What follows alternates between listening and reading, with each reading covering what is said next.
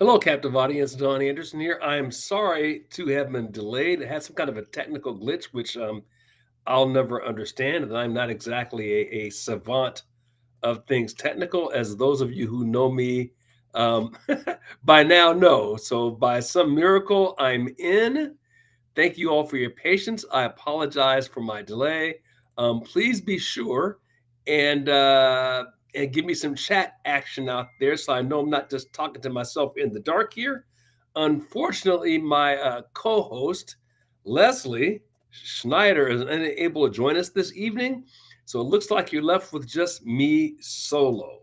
So that said, here goes. Uh, can you hear me, Lori? It sounds like you cannot. Let's try this. Let me know if you can hear me now,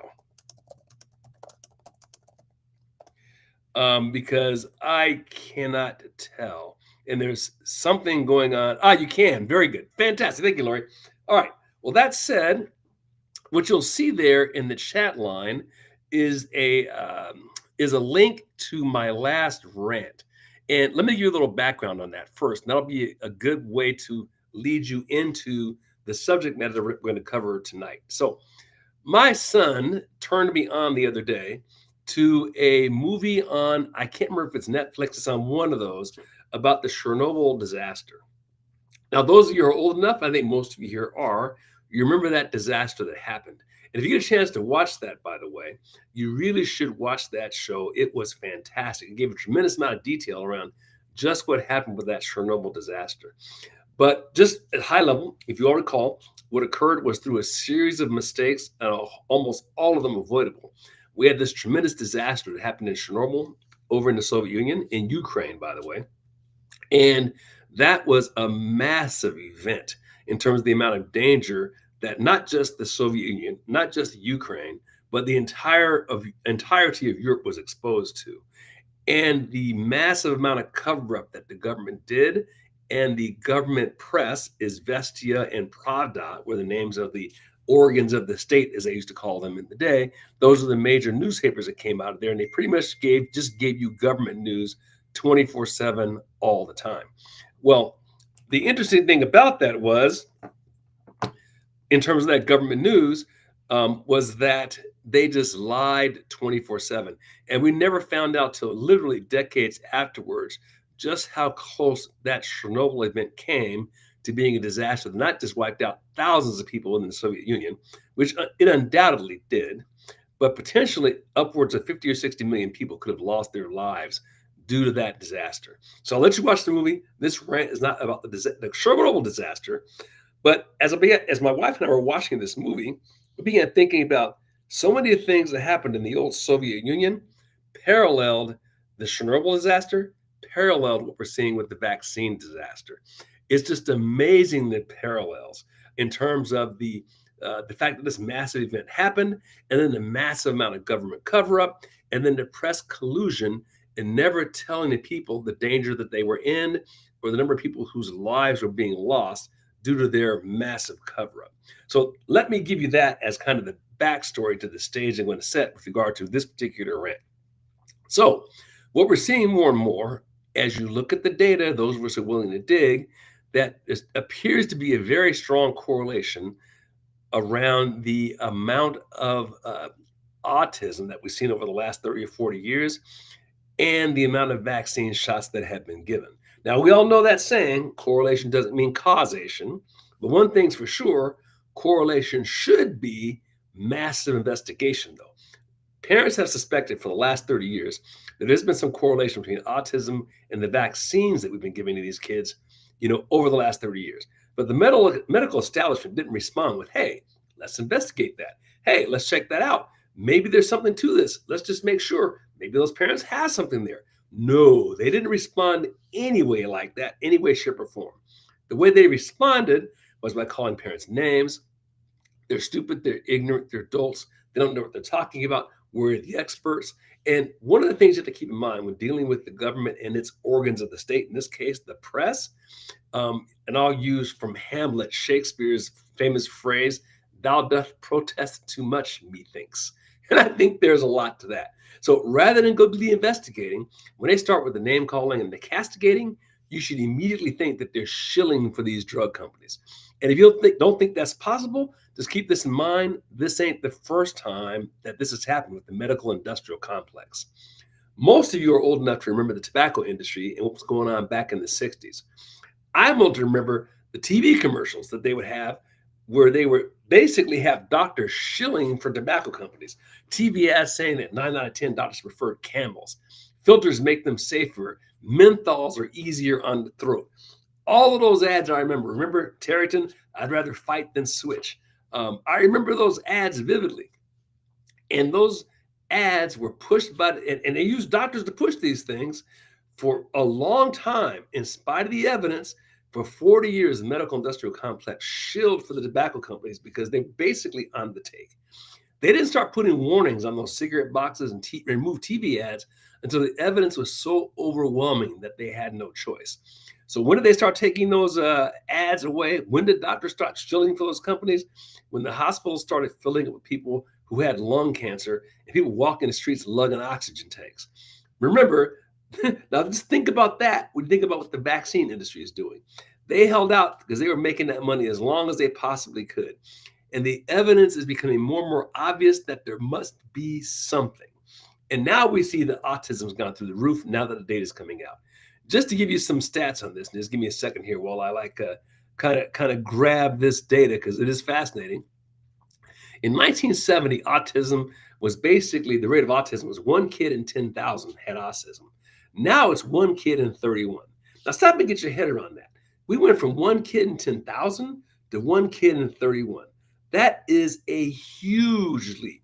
Now pretty much everybody knows somebody with autism. When I was a kid, I never even heard of autism. I never heard of autism until the 90s. Now pretty much everybody at least knows somebody who has a kid or knows someone who's got autism. This should have been declared a national emergency 20 or 30 years ago when the data started spiking this way. But why and the reason has that not happened? Because the medical industrial complex is getting paid off by big pharma, just like the tobacco companies did way back then. You can't, but there's the thing. The medical industrial complex or the pharma industry learned a lot from the lessons of the tobacco industry. They put themselves in a position so that they could never be sued. So they don't have liability for their products. The only product in the world, in the United States I can think of, where you can't sue them, the product harms you or kills you. The tobacco industry didn't have that, and as a result, they got sued till the cows come home. But now you can't even sue the vaccine industry because they've got protection from that. How nifty. And from a data perspective, we're increasingly seeing an explosion in children with cancers. And I'm just going to, not you get that right. I said children, right? So I'm going to just type in this here so you can take a look at this clip when you get a chance.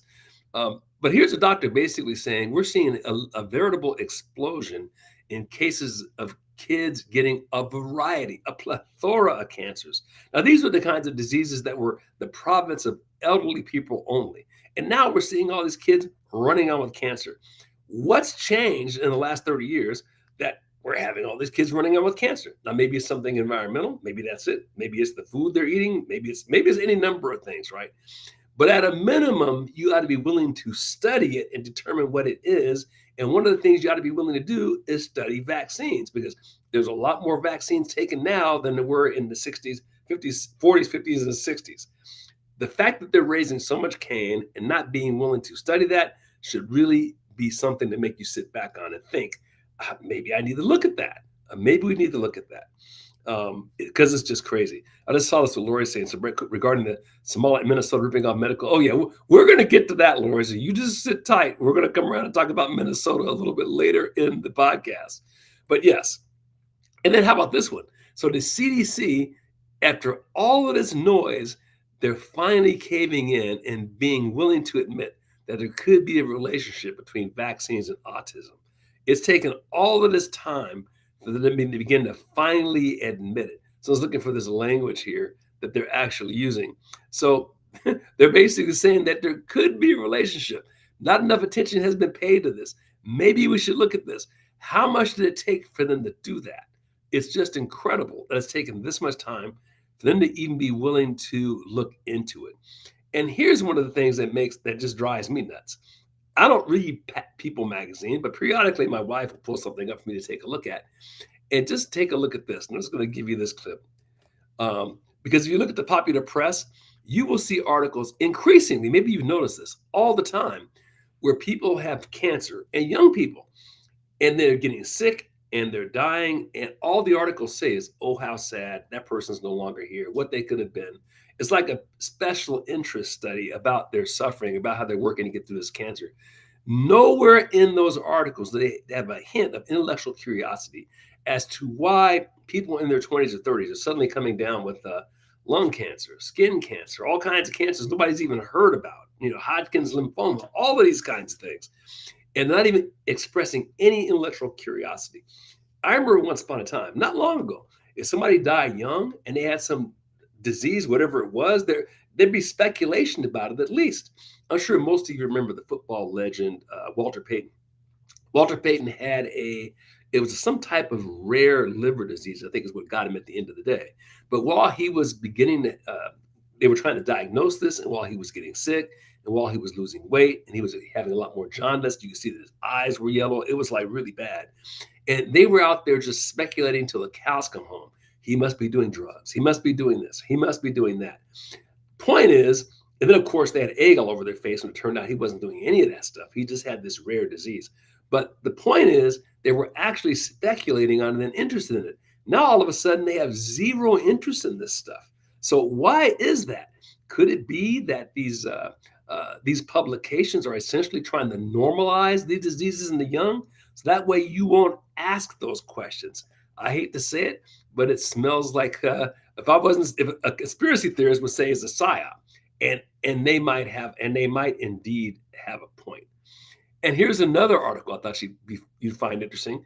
And this one's about an article. And I don't watch the regular TV shows anymore, but this was also published in People magazine about a star. His name is Dave Collier, who's published in People magazine, about him coming down with another cancer. So he already had non-Hodgkin lymphoma, had just gotten over that, and a couple of months later, he gets another version of cancer. I mean, so what in the why world of sports is going on here? To use the old, I'm sure those of you who remember that movie, you remember that line, right? So how is this happening?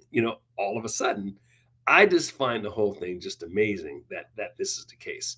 So anyway, I thought you'd all find that very interesting. Take a look at those articles if you can, because it is absolutely fascinating. So yeah, I hear you, Lori. What's changed? I mean, what's changed that dramatically?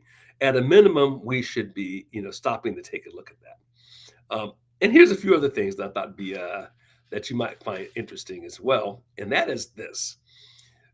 I know for me, I'm driving through. Now, Portland's not the same size as Los Angeles or Chicago or New York or any of that, but I just find this interesting. I don't very often have to go through Portland anymore. I try to avoid it like the plague, but every now and then I have to do it. So leaving Vancouver, Washington, driving through Portland down to Eugene, I'm noticing that the traffic is down huge. I mean, there's just a lot less traffic. None of the bumper to bumper. I drove straight down to Eugene and then all the way back without touching my brake lights on a weekday the other day. And all I can think to myself is, what in the world is going on? Now, I'm just going to take a wild guess here. Yes, a good portion of it is probably businesses leaving the city. Yes, a good portion of it is maybe you could say people leaving, working from home.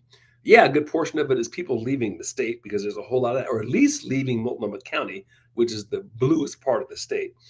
But here's the other thing, and I'm really beginning to believe this might have be a part of that, is illegals are leaving the country and leaving the geography. They're self-deporting, and as a result, the traffic is dropping. It's absolutely amazing.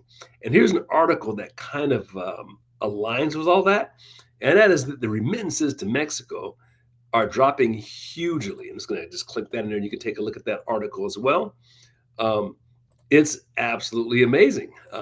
So the reason that those remittances are dropping is that we're actually starting to enforce the law. So remittances from California, the single largest source in the United States of people sending money back to Mexico, is down 9% from January through December. In Colorado, the remittances are down 36%. That's absolutely huge. And one of the reasons is we're actually paying attention to this stuff. Here's an article that ran in Newsweek where Scott Bessent looks to cut off tax benefits for illegal migrants in the wake of the DC shootings. Let's see, Inspector General found 4.2 billion in child care tax credits are flowing to illegals, up from 924 million just 5 years ago. 4.2 billion. You start adding these things up, and it's just amazing. A million here, a million there, you're pretty soon talking about real money, as the old adage goes. And we are definitely talking about massive amounts of money. Here was another article talking about businesses like Western Union, MoneyGram, check cashers, those kinds of companies that handle these funds transfers, anonymously. The government or the Treasury is starting to look more and more at these outfits and then cracking down on them to see if we can't put a stop to all of this money flowing out of the country. Not only to illegals, but then flowing out of the country. And then the thing that's galling about it is Mexico is actually taxing them on it. I mean, it's just unreal. And then, which brings me to this next one, the Minnesota social services fraud. I'd certainly be remiss if I didn't talk about that. And for those of you who aren't aware of it, I'll pop you just a quick chat line on that. And this is all on Governor Walsh, who I think actually has presidential aspirations, which by itself is amazing. So last week, federal prosecutors charged 86 people in the state of Minnesota with stealing over not a million, not 100 million, $1 billion from various government welfare programs aimed at autism, Medicaid, homelessness, low-income housing, pretty much anything that was charitable. That's what's going on in Minnesota. Now get this. Out of the 86 people that were charged with crimes, 82 of them were Somali immigrants. Yes, that's right. I said 82. Now, I'm not sure what percentage that is, but it's got to be over 90% of the people charged were Somali immigrants. The biggest problem for Democrats now is Minnesota state government officials knew about this fraud and they kept the money going anyway. I'm going to guess this is going to have a huge dent in Mr. Walsh's presidential, aspirations. It's just incredible. And whenever you try to call them on it, of course, they've learned the lexicon of Americana and the left. They immediately cry racism. So they may not have learned many words in the English language since they got here, but they learned that one. Just cry racism and leftist whites will head for the hills. You can't make this up. And I got to switch gears real quickly and just talk a little bit about this change in the Pentagon reporting. And I'm just going to click you this link as well, because I think this is pretty fascinating too. So if you haven't seen it, in the press at the Pentagon, and you're used to this with the press, every time someone from the Trump administration wants to do an interview, they just get attacked over and over and over again by a press that has absolutely no interest in doing anything except shilling for the left. You get so sick of it, you just stop even watching these interviews. You think to yourself, wouldn't it be great to just have a press that just asked questions that the regular citizen would like to know? And just recently, what's happened is a bunch of leftist reporters got mad at the Pentagon press and decided to go on strike, if you will, and just not show up anymore. Well, the Trump administration, rather than running to them crying and begging them to come back, they just said fine. And they just went ahead and invited a group of conservative reporters to take their place. I think this is absolutely outstanding. So people like the former head of Veritas, James O'Keefe, got to be reporters, and now they're in the pool with all the other reporters asking questions that we want to hear the answers to. It is so nice. You can actually probably watch a news briefing now and not be subjected to this childish name calling and shilling for the left that we get all the time. I think that's one of the coolest things. And one of the things I love most about this administration is the willingness to just fight and take them where they are and stop crying and whining and asking for their forgiveness and mercy. And the other thing about this is we don't need big media anymore because of the plethora of other outlets that are out there. More and more people are not watching them. Their ratings are down in the toilet. And the lower that goes, the better off we are, because that means people are able to get legitimate news from sources that aren't just basically the Pravda and Izvestia of the Democrat Party. So that is a really cool thing too. Then one of the things I just wanted to cover too, and this whole thing with regard to these people on the left, or these senators actually, uh, asking folks in the military to not follow orders. I don't know if I've ever heard of this. I'm sure it's happened before if you go back far enough in history, but basically implying to members of the military that they have a right to disregard orders, to say that they are being, and then be unwilling when called on it to say, give us some specifics. Exactly which orders are you talking about? And they won't do that. So I think one of the most delicious things coming out of this is that one of those senators still operates under the Uniform Code of Military Justice because he retired from the military, and they've begun an investigation on him for serious allegations of misconduct related to that video. I think that's a euphemism for, I think it should be, treason is probably a better name for it, but it's kind of cool to see that happen. So we'll see what happens with that one. So there, sports fans, is kind of all I pretty much have for you tonight. I'm missing my wingman, or wing woman, if you will, because Leslie had to go to a funeral, so she's unable to join me tonight. But that's pretty much what I had for this evening. I hope you'll enjoy that rant that I wrote for you as well. But yes, tell everybody high and low, everybody you know, they really need to be careful about these vaccines, because uh, something is rotten in Denmark is probably the best thing that I can say. So thanks, everybody. I hope you have a good night tonight, and I apologize for the delay. Thank you for your patience, and we will catch you all next week. Good night, everybody.